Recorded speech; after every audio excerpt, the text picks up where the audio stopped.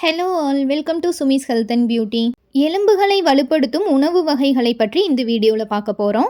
இப்போ தான் நம்ம சேனலை ஃபஸ்ட் டைம் பார்க்குறீங்கன்னா மறக்காமல் சப்ஸ்கிரைப் பண்ணிவிட்டு கூடவே பக்கத்தில் இருக்கிற பெல் ஐக்கான் கிளிக் பண்ணி அதில் ஆளுங்கிற ஆப்ஷனும் கொடுத்துக்கோங்க. நமது உடலின் அஸ்திவாரமே எலும்புகள் தான். இந்த எலும்புகள் பலவீனமாக இருந்தால் உடலின் ஒட்டுமொத்த ஆரோக்கியமும் பாதிக்கப்படும். வயசாக ஆக எலும்புகளின் பலம் குறைய ஆரம்பிக்கும்.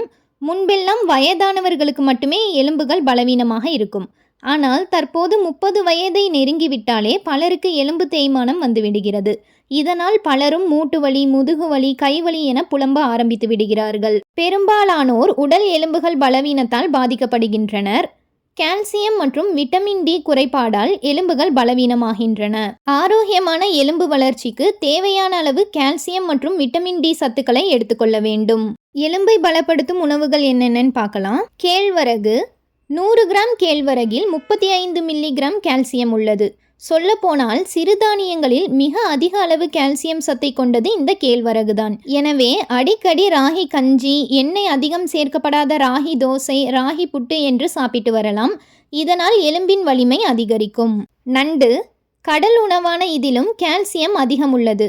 பொதுவாக எலும்பு முறிவு ஏற்பட்டவர்கள் 3 நாளுக்கு ஒரு முறை நண்டு சூப் வைத்து குடித்து வந்தால் எலும்புகள் விரைந்து கூடும். பால் பொருட்கள்.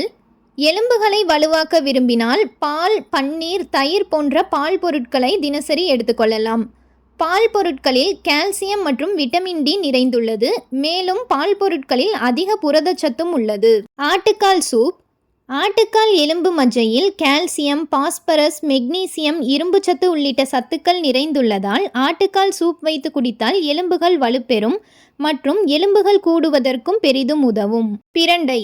இதில் நிறைய கால்சியம் உள்ளது. ஆயுர்வேதத்தில் உடைந்த எலும்புகளை சரி செய்ய பிரண்டை தான் பயன்படுத்தப்பட்டுள்ளது. ப்ரக்கோலி. ப்ரக்கோலி என்பது எலும்புகளை வலுப்படுத்தும் ஊட்டச்சத்துக்களால் நிரம்பிய ஒரு காய்கறி வகை.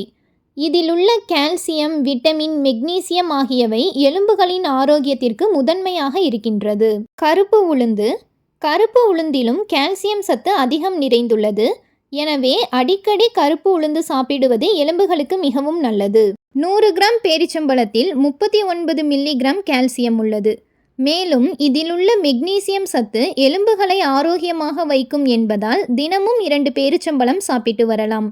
இதனால் எலும்புகள் மட்டுமல்லாமல் ஒட்டுமொத்த உடலின் ஆரோக்கியமும் அதிகரிக்கும். அத்திப்பழம். அத்திப்பழத்திலும் கால்சியம் சத்து நிறைந்துள்ளது. 100 மில்லிகிராம் அத்திப்பழத்தில் 26 மில்லிகிராம் கால்சியம் சத்து உள்ளது. எனவே தினமும் அத்திப்பழம் சாப்பிட்டு வந்தால் எலும்புகள் வலுப்பெறும். கீரை. 1 கப் வேக வைத்த கீரை உடலுக்கு தினசரி தேவையான கால்சியத்தில் 25% வரை வழங்குகிறது. கீரைகளில் நார்ச்சத்து, விட்டமின் ஏ மற்றும் இரும்பு சத்து நிறைந்துள்ளது. இதனை உண்பதால் உடலுக்கும் எலும்புகளுக்கும் சரியான ஊட்டச்சத்து கிடைக்கும். நட்ஸ் வகைகள். நட்ஸிலும் கால்சியம் உள்ளது. எலும்புகளின் ஆரோக்கியத்திற்கு தேவையான மெக்னீசியம் மற்றும் பாஸ்பரஸ் ஆகியவை இதில் உள்ளன.